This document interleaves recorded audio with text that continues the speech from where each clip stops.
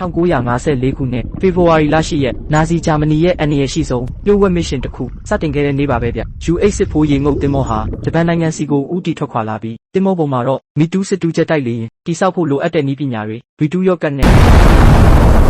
ပြီးတော့နျူကလ িয়ার လက်နက်နဲ့ဆက်နွယ်နိုင်တဲ့ပစ္စည်းတွေတောင်ပါဝင်နေတယ်လို့ယုံကြည်ကြပါတယ်ဒီမစ်ရှင်သားအောင်မြင်သွားရင်ဒုတိယကမ္ဘာစစ်ရဲ့လမ်းကြောင်းဟာလည်းပြောင်းလဲသွားနိုင်ပါတယ်အဲ့ဒီမစ်ရှင်ကိုဦးဆောင်နေတာကတော့အသက်32နှစ်အရွယ်ကပတိန် Ralph Reimer Wolfram ဒါဟာသူ့ရဲ့ဒုတိယမြောက်စစ်စင်ရေးပဲဖြစ်ပါတယ်ဒါပေမဲ့ခီးရဲ့အစမကြခင်မှာပဲကျေလောင်နဲ့ပောက်ကွဲတံတစ်ခုထွက်ပေါ်လာပြီးရေငုပ်သင်္ဘောတစ်စီးလုံးဟာလည်းပြင်းထန်စွာတုန်ခါသွားခဲ့တယ်ဗျအင်ဂျင်တွေချို့ယွင်းသွားပြီးလေဖိအားဆက်ပျက်စီးမှုကြောင့်ဒီဇယ်အင်ဂျင်တွေဟာအသုံးပြုလို့မရတော့ပါဘူး Wolfram သိလိုက်တာကဒီအခြေအနေကိုပြုပြင်ဖို့ဆိုရင်စိတ်ကန်းကိုမဖြစ်မနေပြန်လှည့်ရတော့မယ်ဆိုတာပါပဲဒါပေမဲ့အဲ့ဒီလမ်းတစ်လျှောက်မဟာမိတ်တွေရဲ့ရေငုပ်သင်္ဘောတွေဟာဘယ်နေရာမှမဆိုစောင့်ဆိုင်းနေနိုင်တယ်စွန့်စားဖို့ဆုံးဖြတ်လိုက်တဲ့ Wolfram ဟာတိုက်ခိုက်ရေးပယ်ရီစကုတ်ကိုမြင့်တင်ပြီးပင်လယ်ပြင်တဝိုက်ကိုတေချာစွာစစ်ဆေးလိုက်တယ်သူတပတ်လုံးလှည့်ကြည့်ခဲ့ပေမဲ့အဲ့ဒီအချိန်မှာတော့ဘာကိုမှမတွေ့ခဲ့ပါဘူး